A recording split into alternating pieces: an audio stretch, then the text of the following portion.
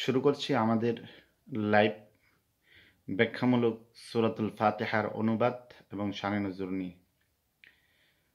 আউযু বিল্লাহি মিনাশ শাইতানির রাজিম। বিসমিল্লাহির রহমানির রহিম। আলহামদুলিল্লাহি রাব্বিল আলামিন। সমস্ত প্রশংসা আল্লাহর জন্য, যিনি বিশ্ব জগতের প্রতিপালক। সূরাতুল ফাতিহার প্রথম আয়াতে আমরা বলি যে সমস্ত প্রশংসা আল্লাহর জন্য। বস্তুত আমরা দুনিয়ার মাঝেও বিভিন্ন জিনিসের প্রশংসা করি। দুনিয়ার মধ্যে কোনো রাঁধুনির রান্না যদি পছন্দ হয় তাহলে তার প্রশংসা করি। কোনো বক্তার ওয়াজ নসিহত যদি ভালো হয় তাহলে আমরা তার প্রশংসা করি। কোনো গায়ক, নায়ক বা অন্য যত মাখলুক আছে, ফল আছে, গাছ আছে, বিভিন্ন জিনিসের প্রশংসা আমরা করি। এই সব কিছুর প্রশংসা মূলত আল্লাহ তাআলা যেহেতু সবকিছুর মালিক, খালিক, তিনি যেহেতু সবকিছু সৃষ্টি করেছেন, আমরা দুনিয়ার যা কিছুরই প্রশংসা করি না কেন, সৃষ্টিকর্তা হিসাবে সমস্ত কিছুর ওই প্রশংসাটা মূলত আল্লাহ তাআলার দিকেই যায়। তারপর আর রহমানির রহিম, যিনি পরম করুণাময় ও অসীম দয়ালু। আল্লাহ তাআলা হলেন পরম করুণাময় ও অসীম দয়ালু। দুনিয়ার যত মানুষের যত দয়া আছে, মায়া আছে, পৃথিবীর সমস্ত মাখলুকাতকে আল্লাহ তাআলা মাত্র 100 ভাগের 1 ভাগ দয়া এবং মায়া দিয়ে সৃষ্টি করছেন। এই দয়া এবং মায়ার কারণে মা তার সন্তানের প্রতি, বাবা তার ছেলের প্রতি, মুরগি তার বাচ্চার প্রতি, হাঁস তার বাচ্চার প্রতি, এরকমভাবে প্রত্যেকটা সৃষ্টি জগতের সমস্ত কিছু তার আপনজনের প্রতি মায়া দেখায়। এটা সব কিছুকে আল্লাহ তাআলা মাত্র 1 ভাগ মায়া দিছেন, 99 ভাগ মায়া আল্লাহ তাআলার কাছে রেখে দিছেন তার বান্দাদের জন্য। তাহলে আল্লাহ তাআলা তার বান্দাদেরকে কত মায়া করেন, কত দয়া করেন, এটা মানুষ কল্পনাও করতে পারবে না। আল্লাহ তাআলার জন্য আমরা বলি আর রহমানির রহিম, যিনি পরম করুণাময়, অসীম দয়ালু। তারপর আমরা বলি মালিক ইয়াউমিদ্দিন, যিনি বিচার দিনের মালিক। প্রশ্ন হয়, আল্লাহ তাআলা কি শুধু বিচার দিনের মালিক, তিনি কি দুনিয়ার মালিক না? হ্যাঁ, আল্লাহ তাআলা দুনিয়ারও মালিক, আখিরাতও মালিক, বিচার দিনেরও মালিক। কিন্তু দুনিয়ার মালিকানাটা আল্লাহ রব্বুল আলামিন মানুষের হাতে কিছুদিনের জন্য তুলে দিয়েছেন, যাতে মানব জাতি তাদের যেই কাজ আছে স্বাধীনভাবে এই কাজগুলো যাতে সম্পাদন করতে পারে।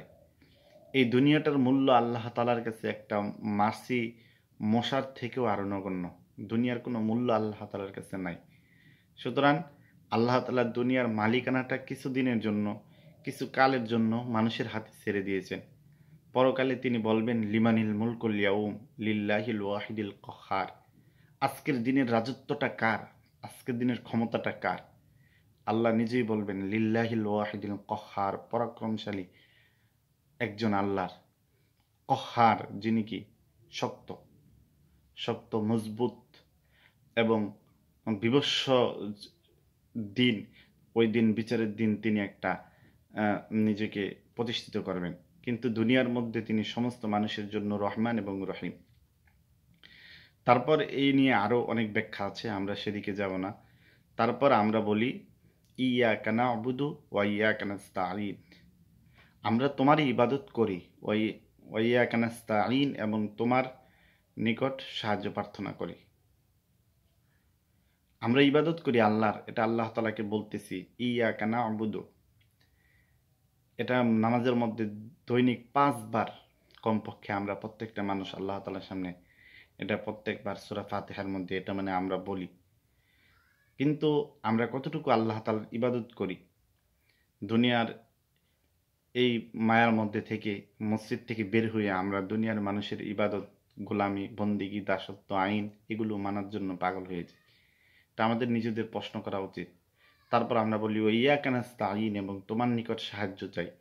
কিন্তু আমরা দুনিয়ার মানুষের সাহায্যের মুখাপেক্ষী হয়ে যাই।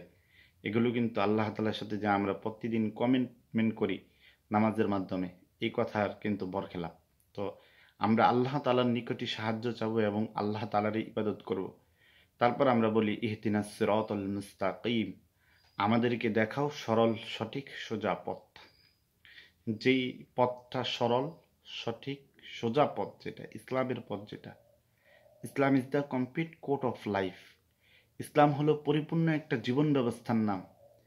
ইসলামকে পরিপূর্ণ মানার জন্য ইসলামের পথে চলার জন্য যারা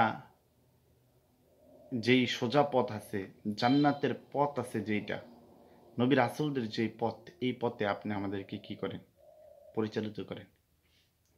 সিরাতাল্লাযীনা আন'আমতা আলাইহিম, তাদের পথ, যাদের উপর আপনি নিয়ামত দান করেছেন, যেই পথে আপনার রহমত আছে, যেই পথে আপনার বরকত আছে, যেই পথে চললে দুনিয়ার শান্তি আছে, যেই পথে চললে আখিরাতে মুক্তি আছে, ওই পথ আপনার নৈকট্যপ্রাপ্ত বান্দা যারা এই পথে চলেছে, যারা এই পথে চলে আপনাকে রাজি খুশি করেছে, যারা দ্বীনের পথে চলেছে, ওই সমস্ত সলেহ নেককার বান্দা যারা আছে, আমাদেরকে ওই সমস্ত নেককার সলেহ বান্দাদের যেই রাস্তা, যেই পথ, যেই মত, ওই পথে আপনি আমাদেরকে কি করেন?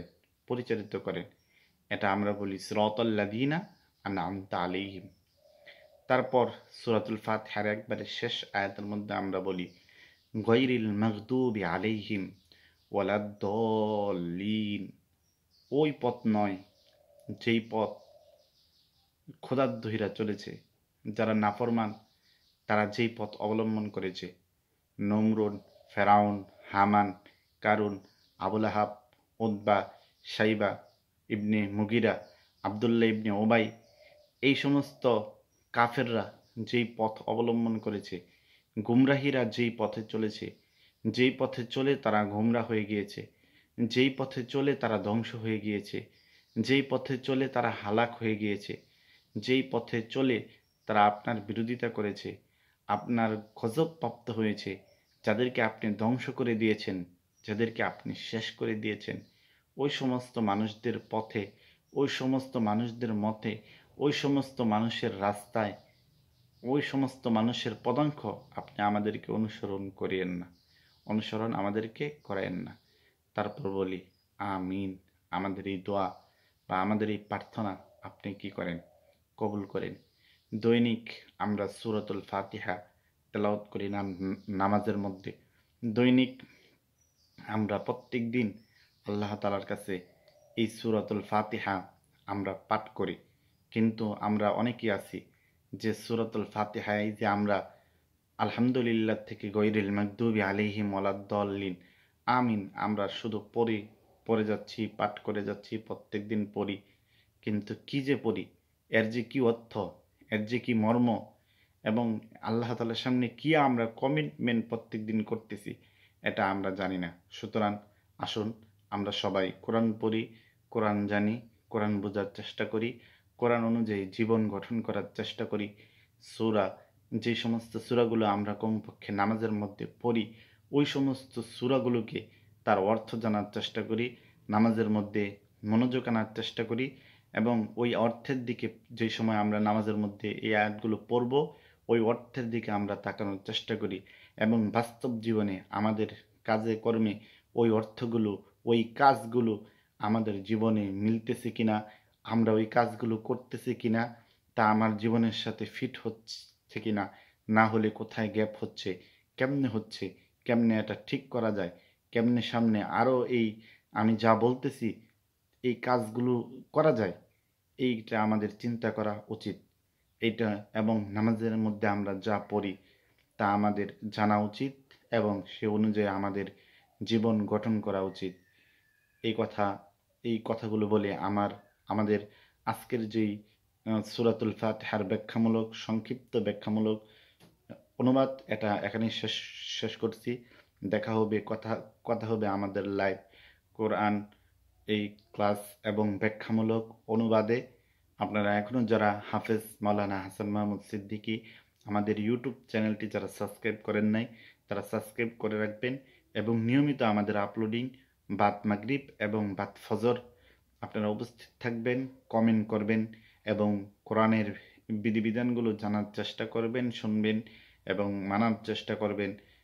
এই আশাবাদ ব্যক্ত করে, সকলের সুস্বাস্থ্য এবং দীর্ঘ কামনা করে, সবার প্রতি আমার আন্তরিক সালাম এবং দোয়া মোবারকবাদ জানিয়ে আমার কথা এখানেই শেষ করছি। আসসালামু আলাইকুম ওয়া রাহমাতুল্লাহি ওয়া বারাকাতুহু।